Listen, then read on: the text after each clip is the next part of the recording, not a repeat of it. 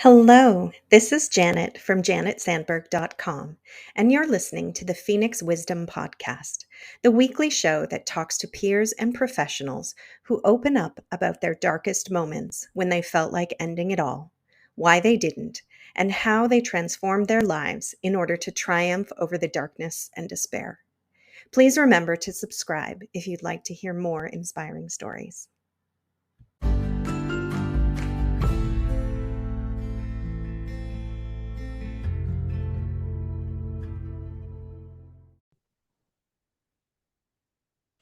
Hello, and welcome to another episode of the Phoenix Wisdom Podcast. We are here with Mark Coope. I am your host, Janet Sandberg. Mark, welcome. Thank you so much for being here today and for sharing your story with our listeners. Can you just tell us a little bit about yourself to get us started? Yes, certainly, Janet. Thanks for inviting me onto this. I'm Mark. I'm 63 years old.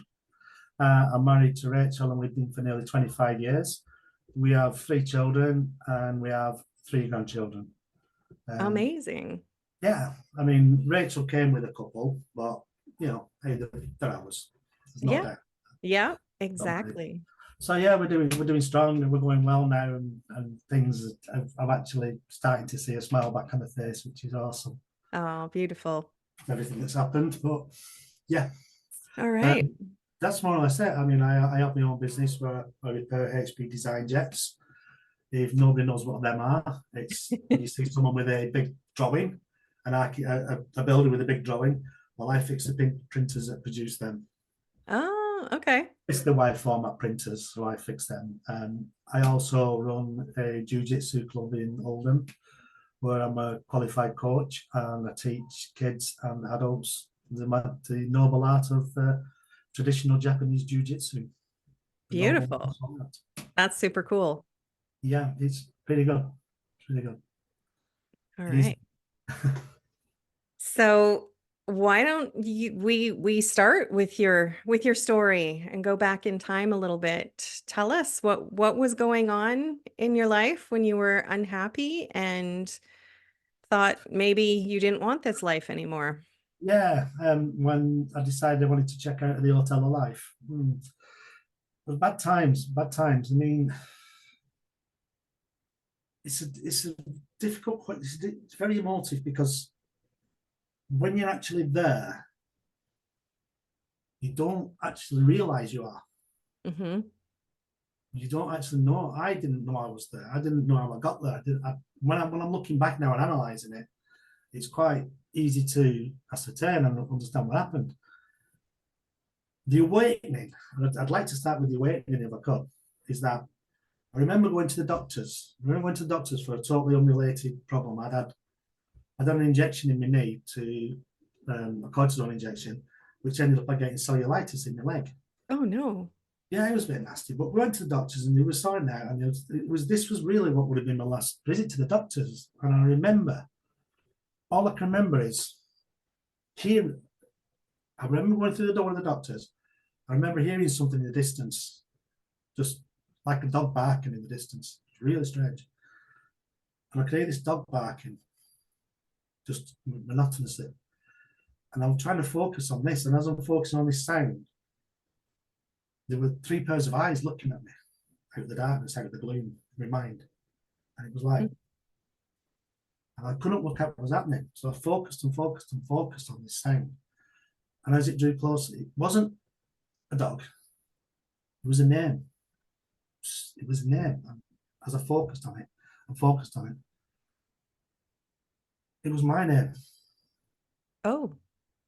Someone was calling my name. And I just couldn't work out what it was. And slowly, I was looking out my eyes as though I was underwater. I'm just looking through water. And I could see a face in front of me. And I focused on this face. It was my wife's face. It was Rachel's.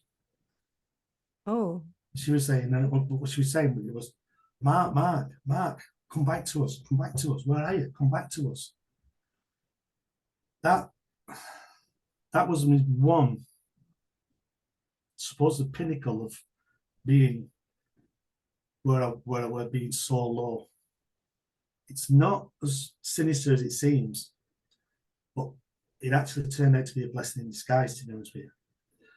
If we can just jump back in time now, we'll leave that where it is at the moment, just jump back in time. Mm-hmm. Basically, just about my childhood. I was born, obviously, at an early age, and I was the youngest of 3 kids, 3 brothers. There's me and my 2 older brothers. Mum and dad was just standard people, electrician, midwife, that sort of stuff. I had a great childhood growing up in the 60s, but 3 boisterous boys. Get 3 brothers together. We're literally 8 to 14 months between each of us. We were thick as thieves, and we just got to so much mischief, it was unbelievable. I can imagine. As I grew up, as I got better, my brother started playing football, soccer, football. I went the other way and started playing rugby league when I was 15. Absolutely adored it. I was told, you can't play rugby league, you're not big enough, you're not tough enough, and all that. 22 years later, when I retired from playing for I played for one of the top amateur teams in Oldham. I also played for the Oldham Town team. I turned down, I was travelling reserve for Lancashire. I did a lot of things in my career, and I loved it. And I've got to retire at 35 when I couldn't get there anymore. I couldn't. Yeah. I knew what I had to do. I just couldn't do it. So 3 years later, I took up jiu-jitsu. This is when I was about 38. And you think I'm waffling, but it's pertinent to who I am. Mm-hmm. So I took up jiu-jitsu, and I remember just almost walking away from the door thinking, what am I doing? So I said, no, I want to do this. So I went in and I started training, and absolutely loved it. So I remember thinking, it's a 4-year program, this. It's a 4-year, from start to black belt is a 4-year program. Okay. But I wanted to get it when I was 40. I wanted to get it in the 40th year. I only had 2 years. I was told I can't do it. It's a 4-year program. You can't do it, but you're not there. And I was 40. I was 40 and 6 months when I took my black belt grading. So I did it in 2 years, 8 months. Amazing. So I've always been sport orientated. I've always been confident. I've never been cocky, never been bullshit. Played rugby on the pitch. Whatever happened on the pitch, stayed on the pitch. That was the game. Afterwards, let's have a few beers. Let's have a laugh and a joke. Let's talk about girlfriends and wives and all that. No problem. In real life, I was such a nice guy. I was dead calm and didn't get involved in things and just walked away from trouble and all that. Just this sort of guy. Anyway, let's jump now to February 2016. Friday night. Me and my wife and Heather, our eldest daughter, went to celebrate a 60th birthday party of one of our friends. And we left our youngest daughter, who was 15, at home with a couple of her mates. Scary movie and pizza party. You know what you girls are like. I won't go to your scary movies, but you know what you girls are like. Hey, scary movie, it's all good fun. Mm-hmm. So we're having a great time. We're having a great time at this party. Seeing a load of my old mates and one thing and another.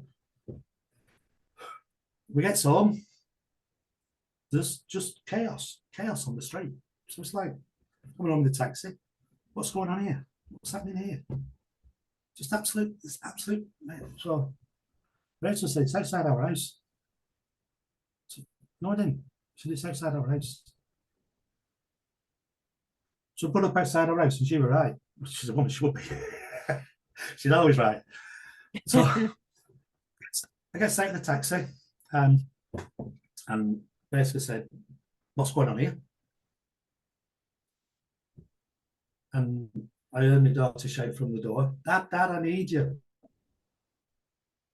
Just not violently, just first.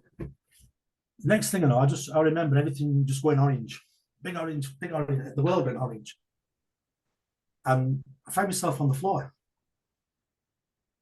So I thought, what's going on here? And I just shook my head and sort of like thought, what's going on here?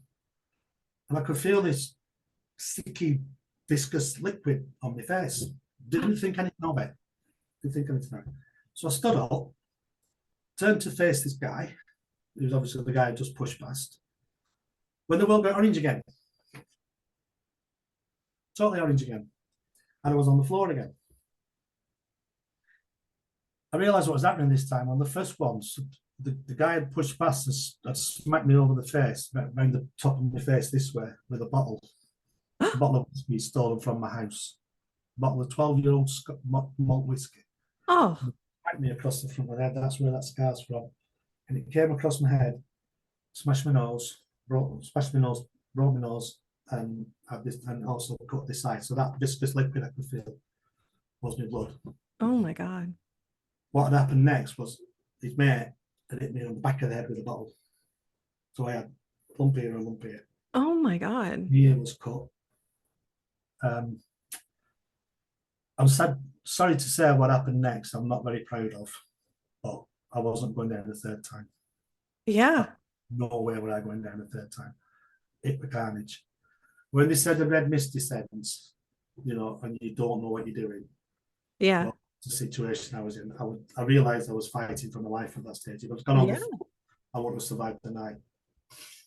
So anyway, lots of injuries later, not just for me. They run off. There was estimated about 26 of them on one. Oh my God. Yeah. So the police came as they were normal late, always late, like on the films. They always turn up late, don't they? And they said, get yourself off to hospital. I went to hospital. I had a relapse in the waiting room and ended up with 6 security guards around me. But anyway, I came home, no damage apart from bruises and cuts and bruises. Came home, started my convalescence. Now, bearing in mind that I had my own business at this stage and I couldn't work for 2-3 months. Oh my gosh. Yeah. Yeah. So that took a dive. That was probably the start of it. Recovery, I did seem to recover pretty quickly, pretty well. My body was used to being it. 20 rugby, I was used to being it, and it was like, I thought I was recovered and thought it was nice, but things started changing. Little subtle things started changing. Like, I became slightly more aggressive, less tolerant with people. Someone said something to me, I was less tolerant with them. I was quite snappy back. And at the time, I was going through a personality change. I was going from being this happy-go-lucky, sanguine idiot who finds fun in everything to being like this really, really, really stern, nasty, choleric type person. Oh. Really stern, really.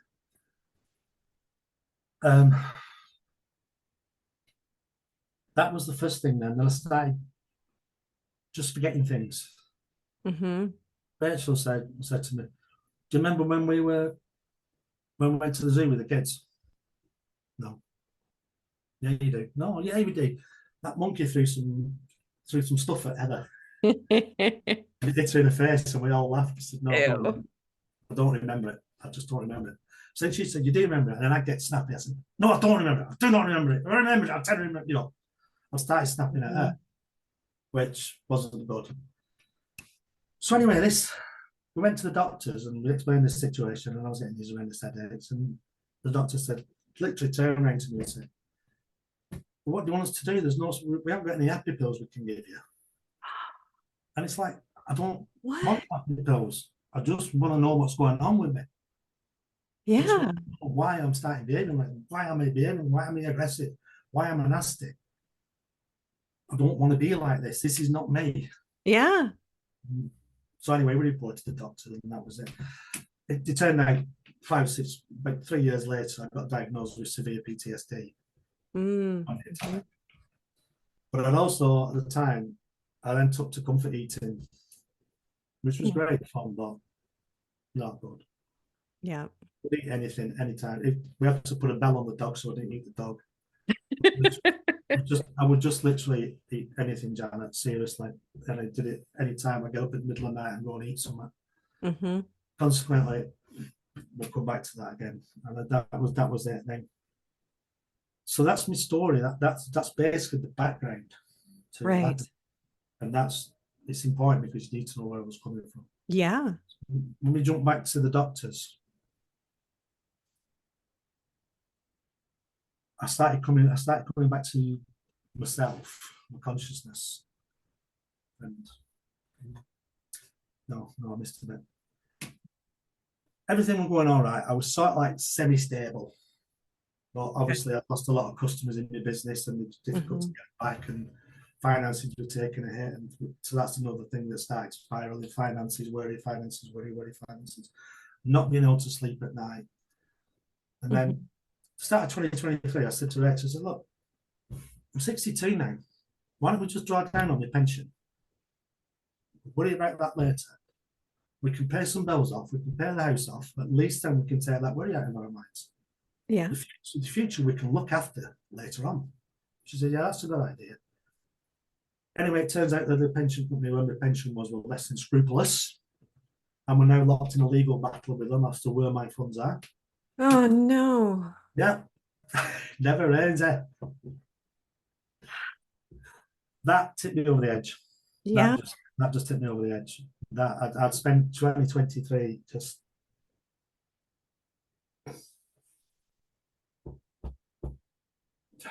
some of the things I did in 2023 were not very nice. I just totally lost it. Lack of sleep. I spent most nights fighting demons, they would, when everything's quiet and everybody's asleep, that's when they come at you. Yeah. And they come at from every angle. It was relentless. Every night, I would fall asleep exhausted at 5, 6 o'clock in the morning, and then get up at 8. Oh my gosh. Things like that. Yeah. It was just relentless. It was just horrible. But outwardly, I appeared calm. There were times I did what I was in the jiu-jitsu club. I went to the jiu-jitsu club during the day one day to do some work, and I put a note on the door saying, "Do not open, phone the police," and I locked the door. And then the next thing I remember, I was stood on the mat with a rope around my neck. Oh. Which was over one of the beams. I also found myself on more than one occasion, and there's literally some beauty spots near us, country lanes, car parks, in the middle of the night, 2 o'clock in the morning, sat in the car, thinking, all I need to do is divert the exhaust fumes, because it don't take very long, and it's supposed to be quite a pleasant way to go. You'll just fall asleep. Yeah. When I didn't, there was something inside that said, no, I'm not doing this. I'm not doing this. But eventually they get the better of you, don't they? I was on blood pressure tablets. I thought, well, why don't I just take them all in one go? And that sort of stuff. And my mind, it's supposed to be my mate. There's the one person I've been with all my life. Right. You know, it's been with, my mind's been with me since I was a young kid. And we're supposed to look after each other. But it took me on a journey that really I didn't want to go on and shouldn't have gone on. And I had no control over it. So 2023, them were not the only incidents that I thought where I'd almost lost control, where the demons almost won. 2020, come back now in the doctors, started coming around. And I started to remember what I'd done. Apparently, I'd walked into the doctors, got rid of all the nice small talk. Yeah, how you doing? Well, like, blah, blah, blah. And then just literally had a breakdown, fall apart. I was screaming on the floor like a baby. And I just sat on the floor. I was just sat on the floor, just spewing all this out. I just emptied my heart onto the doctor's floor, onto the door floor of the doctor's surgery. The final humiliation. So you look at my background, 22 years of rugby league, jiu-jitsu black belt and coach. This big 6 foot tall, 230 pound alpha male, sat on the floor crying like a baby. Shameful. That's what I did. So, and my arm was hurting and my finger, because they put, obviously I had a pressure thing on, and they put the thing to take my vitals on to make sure I was all right. And when the blood pressure stabilised, the doctor said, well, let's get you some counselling. I said, yeah, no problem. This is what I want. This is what I wanted. This is what I should have had 5 years ago. Yeah. But alone now, I still haven't had it. I still haven't had the counsellor. Oh. I came home and I sort of like slunk out the doctor's. I sort of like slunk out the doctor's surgery when I because I was just so ashamed. Honest. I was my mind because I hadn't done what it wanted me to do, which was suicide. Let's say it. Let's say the word. Yeah. Because I hadn't done what it wanted me to do. It basically thought it would humiliate me in public just to see it might cajole me to do what it wants me to do. Mm-hmm. I came home and I just said to it, I'm just going to bed for an hour. And I just sat upstairs. I just sat upstairs on the bed for 2 hours, and I just contemplated. And I just played everything back through my mind, and I looked at the video in my mind, analysed everything, and I just thought, enough. And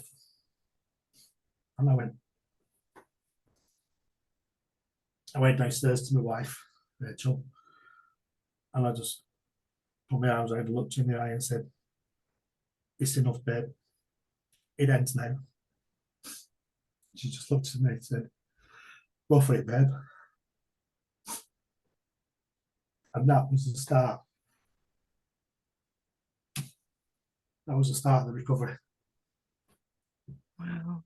From that point on, literally, I look at it as the incident in the doctor's surgery was the shock I needed. Mm-hmm. That was the rock bottom. Yeah, because everything else, the incident in the dojo, sitting in the country lanes, all that was just me. Mm-hmm. I was the only person there. Nobody knew. Yeah. Every secret to everybody else. I just went through 2023 with this facade of, yeah, and that there was nothing wrong. Inside, it was just a turmoil. It was like I was in a blender. Mm-hmm. Every day was just bouncing off this, and bouncing off that. It was horrific. Yeah. And then being in the doctor's surgery was everything came out. I had nothing to hide at that stage. I Yeah. literally had nothing to hide.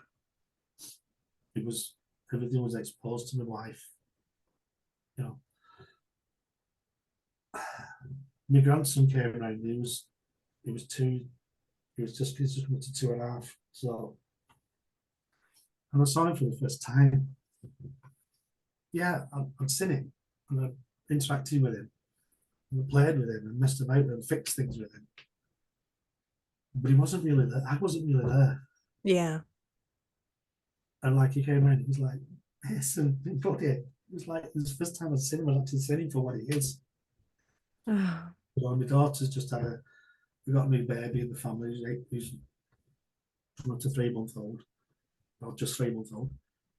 And at the start, I didn't really. On the other one, Poppy, and it's like, I've got 3 grandkids, they're amazing. Mm-hmm. But I haven't seen them before. Mm-hmm. Just saw them as people. Yeah. So anyway, then came it was like from out of the frying pan and into the fire, so to speak, because I sort of like analysed things, knew I had to do the stuff I had to do. But the first thing I had to address was 2 major problems. My bank account was too small, my body was too big. That's the best way to look at it. Uh-huh. I think a lot of us can relate to that one. Yeah, but I'd put on about 10 stone, which is in £140. I was just an amorphous green blob. Mm-hmm. So that had to be addressed. The finances had to be addressed. So the body's been addressed. I've since lost 2 stone. Congratulations. £28. Yeah.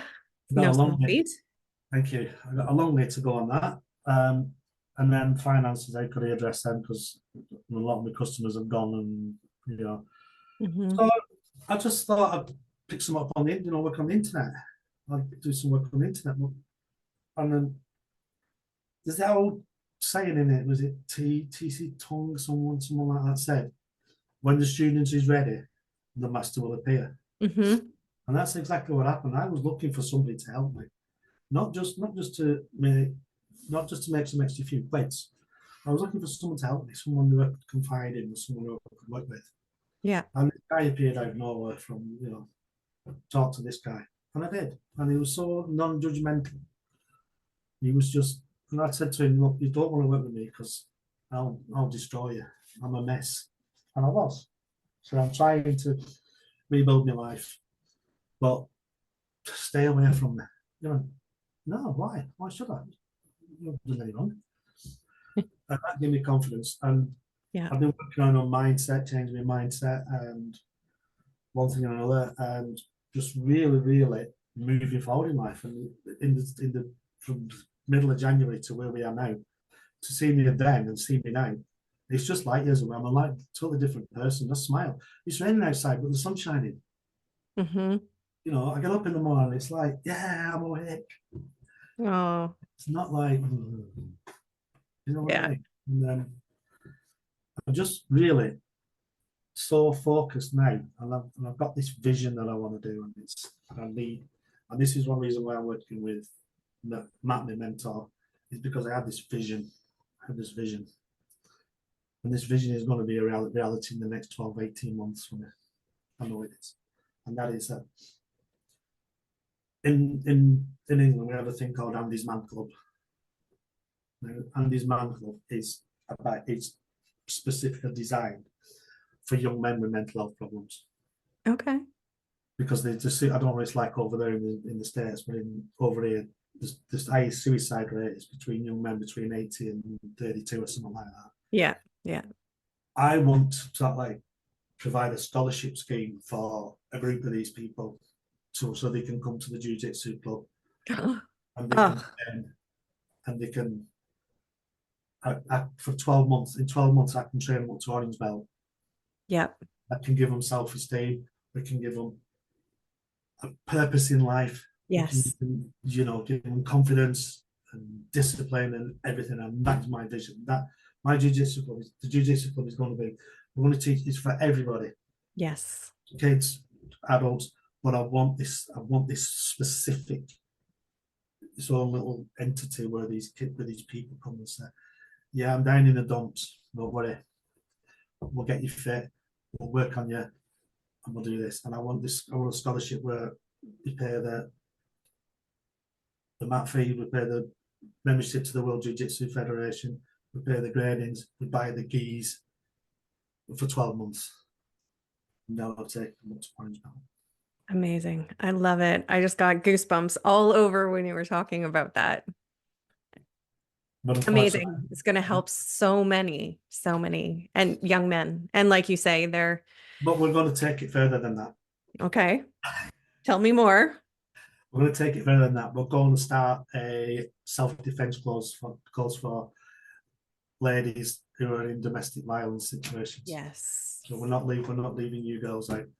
It's going to be, this is for everybody. People who are struggling because I didn't know I had mental illness. I didn't know. Yeah. I didn't. It was people have asked me, how did you get in this state? How did you get so low? Because if you read my profile on Facebook, that is only part of the story, and that's quite harrowing. Because I've just put it there for everyone to see, and all my rugby mates have seen it, all my ex-rugby mates have seen it, all my friends have seen it. Because I've not got a separate Facebook page; it's just there, in black and white. Yeah. This is me, and this is what happened.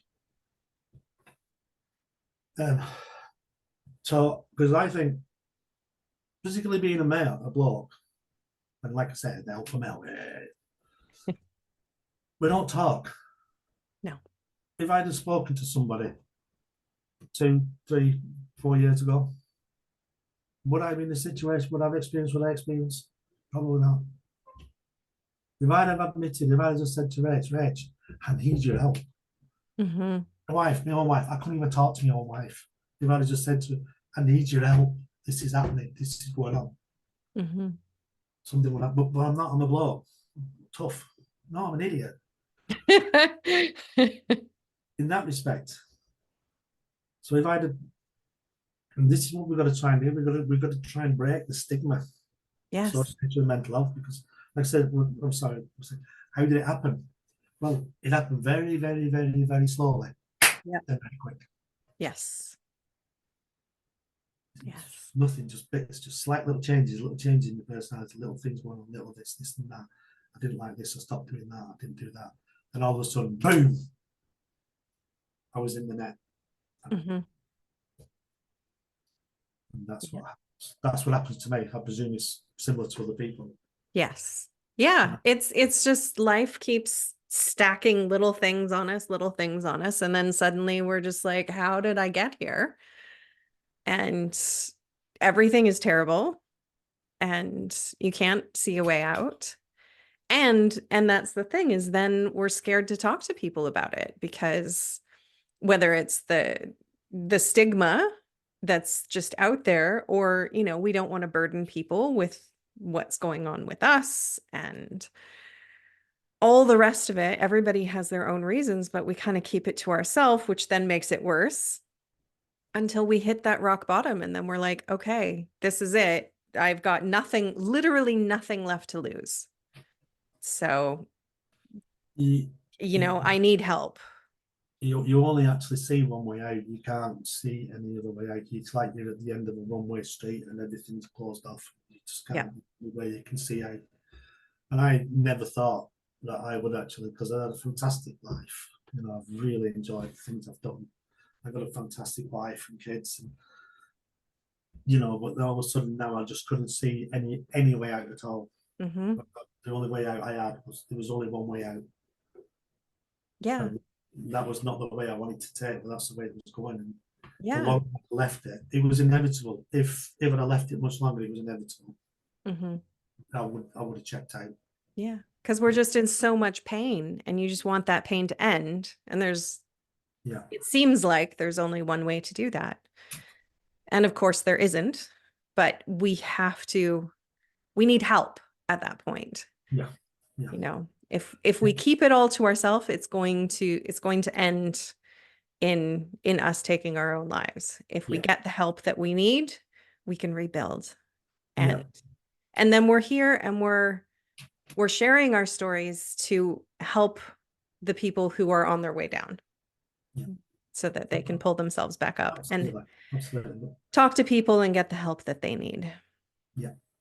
The Yes. problem is that, as you say, you don't actually know you're going there, and Mm-hmm. the help you need is not forthcoming, particularly over here. I mean, I was offered. I went through a preliminary um, assessment, and they said, yes, we can offer you an unlimited, face-to-face, one-to-one counselling course. Brilliant. Awesome. When can I start? Well, you're 199th in a 200 person list. So that'll be about 3 years' time then. Oh my God. And I will not be here in 3 years' time.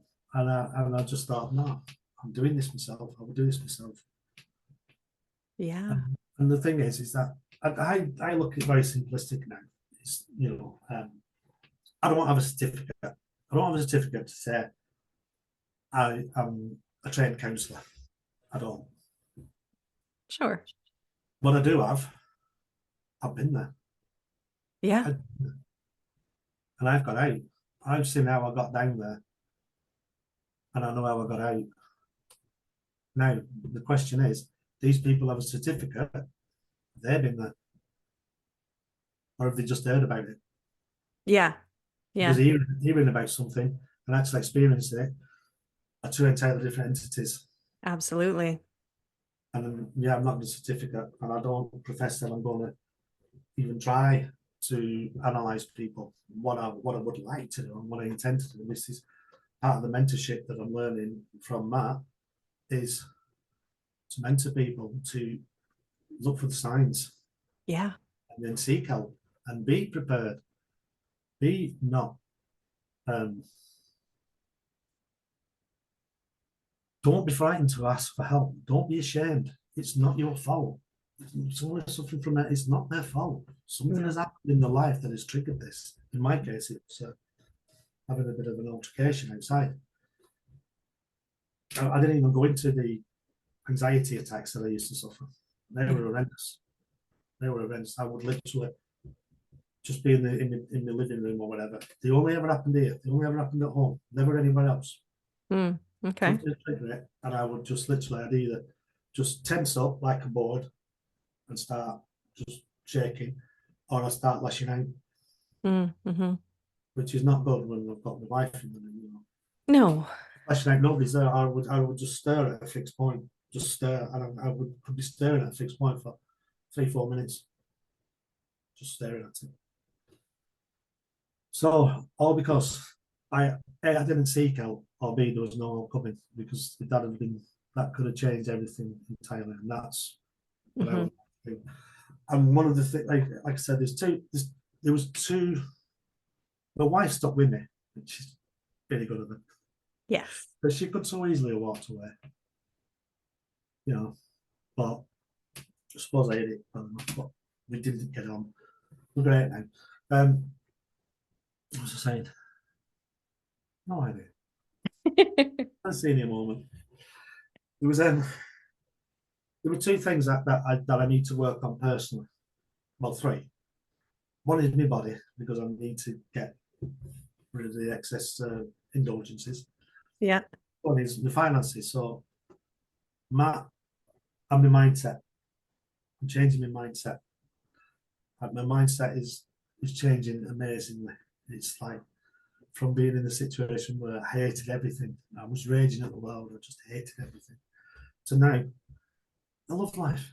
I absolutely love life. I'm 63. The average person in Britain lives till 73, the average male. That means I've got 10 years. I'm living till 200. I'm not irony that. I'm living till 200, mate. That's my plan. Yeah. 73 is far too young. You have work to do. Yeah, but You've got things to do. You have differences to make. so my finances are on the up now, because I started an affiliate marketing business with Matt, and that is building amazingly. And what we're doing on that is, it's amazing. What I've learned, what stuff we've gone through. Just, I would never, ever, ever, ever have put a picture of myself on Facebook, or myself lately, myself at the moment on Facebook or social media. Never. I always avoided photographs. When we took photographs at the jiu-jitsu club, I always avoided them. Now I'm putting videos on there. You know, because at the end of the day, this is me. This is who I am. I can't hide. You know, this will always be me. Yes. So I need to start. I've learned to start loving myself. Excuse me, as opposed to hating myself. I've also forgiven myself for putting my wife through what I put myself through. But more importantly, you know what? I was raging at these guys, and I wanted to hunt them down like a pack of dogs. That's what I wanted to do. And I could quite easily have done it. I had the firepower, I had the skills to do it. But you know what? I don't care. They did what they did. Yeah. I didn't do it. They're the ones that have to live with that ultimately. They're the ones that will have to grow up through life, and they will always have that memory of smashing a bottle over someone's head and thinking it was fun. They Yeah. have to do that. They have to forgive themselves for that, because I forgive them. I don't care anymore. I don't care about them anymore. I've forgiven them. They're out in my life. That baggage is gone. Yeah. Still here. I still remember it, and it's still part of the story. But they're not part of my life. I knew they are. I know 5 of their names. But what would that achieve? If I went down and sort of like turned them over one night, what would it achieve? Would it make me feel better? I don't think it would. That made me the person that they are.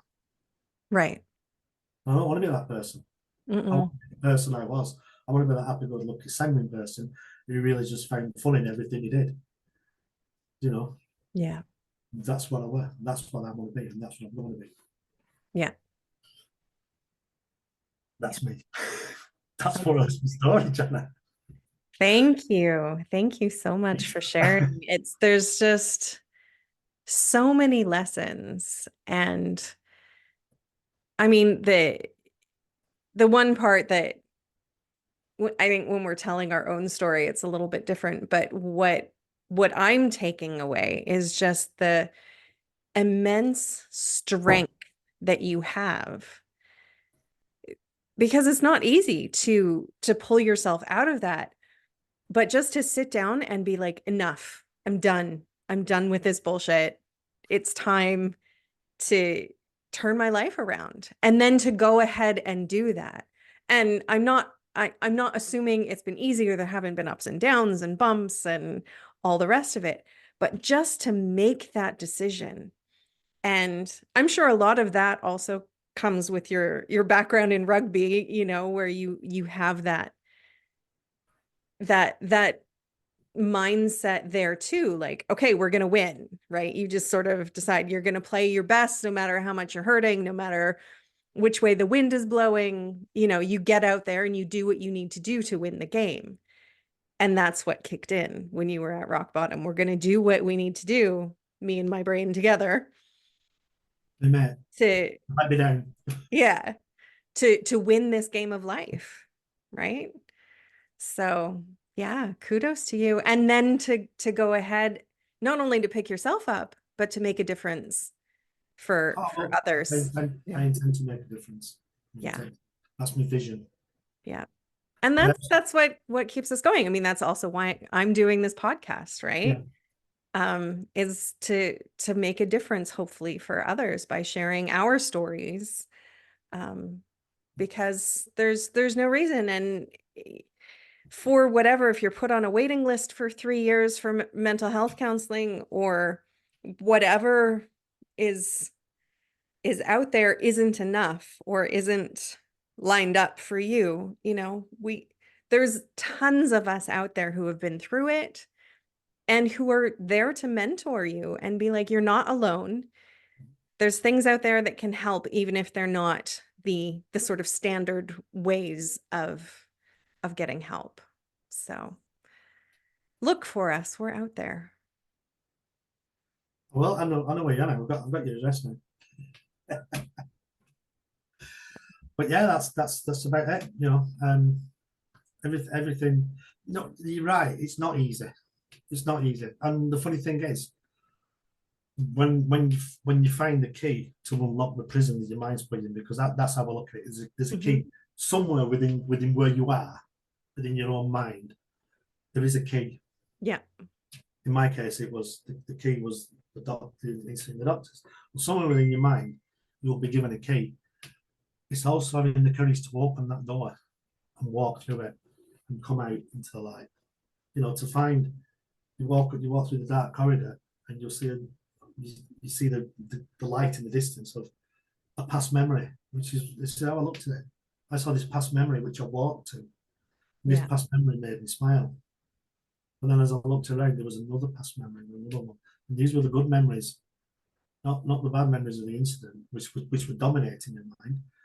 I started finding all the past memories, like when me and Rach got married, or when we first met, and things like that, and just winning cups at rugby, and all of a sudden the good times we had, and all of a sudden the room was aglow with these memories. It was like the thousand suns shining down on me, and it was like wow, and that to me was then. I don't want to go back there. No. And like I say, I've found Matt, my mentor, coach, and we've got a group of positive-minded people, and I don't know whether I could have done it without them. I really don't. I would have done, but it wouldn't have been as easy, because every time I started thinking about slipping back a bit, it's like, come on, you're all right, you're doing good, keep going. And as long as you're taking a step forward, you're moving in the right direction. I always start thinking of it now. If I'm not learning and evolving, I'm stagnating and devolving. I'm just slipping back to where I am. Yeah. So that's my mindset now. It's like keep learning, because as long as I'm learning, as long as I'm preparing my mindset, as long as I'm building on my knowledge, my skills, my mind's occupied. And that little entity at the back, that little demon that lives at the back of your mind, the good angel, bad angel, anyone call it, I think it's an entity as far as I'm concerned. Face entity, that's a really nasty piece of work. Little Voldemort on the back of your head. Sorry? He can just stay where he is, and he can just sit there because he's not getting. He feeds off negative energy. I know he does. Every negative thought that people get sensitive, every negative thought I had, every negative film I watched, everything I watched that was negative, he used to feed off that. It was like his dinner. That was his staple diet, and he just grew and grew and grew. He grew at a bigger rate than I did, actually. Yeah, that's the danger. And, he grew at a faster rate than my body did for comfort eating. But you know what? I don't feed him that now. He's on a severe diet. He gets nothing negative. Nothing negative. All he sees is everybody around me now saying, I've said to him, I don't want to hear any negative. We need to know, let's create a positive environment. I read positive books, the why, the one, Back to Being Friends and Influence People, that sort of stuff. Started reading them again now. That's just positive going in, all the good stuff going in. Yeah. Starving to death now, and sooner or later he's going to wither away and die. Yes. The sooner the better. But, I don't want to kill anybody, but he's part of me. He's on his way out. Yeah. Yep. I love that. I love that analogy. I love it. Yes. It's just a really strange way of looking at it. Whatever works, really. I mean, if it helps, then look at it that way. But yeah, I love that. Just keep, overpowering it with positivity. Yeah. And Put him on a diet. Yes. I've had to go on a diet because of him, so he can. Yeah, exactly. Exactly. Thank you so much, Mark, for sharing your story with us today. And I love what you're doing. I love the influence that you're putting out there in the world. Keep at it. I'm wishing you the best of luck with your mentorship program and everything you're doing with your jiu-jitsu club. And more power to you. Thank you. Thank you. I appreciate it. It's actually been fun. I think the more I talk about it and the more I tell my story, the easier it gets for me. Yes. The better I feel. And if I can just touch one person, just one person, one person can listen to hear my story and think, hell yeah, I'm going to do that. Yes. And people, just drop it to do one to DM me and talk to me. Just drop on the profile on Facebook. Just Mark Coope. Pop on there, send me a DM, and I'll happily talk to people. Beautiful. Thank you. Whatsoever. Thank you for listening. Remember that you are loved, you are worthy, you are valuable, you are meant for more, and that it really does get better. If you are in crisis, there are numbers that you can call or text to get the help that you need. That information for Canada and the US is in the description below each episode. If you are in immediate crisis, please call 911. We love you, and I hope you'll listen again.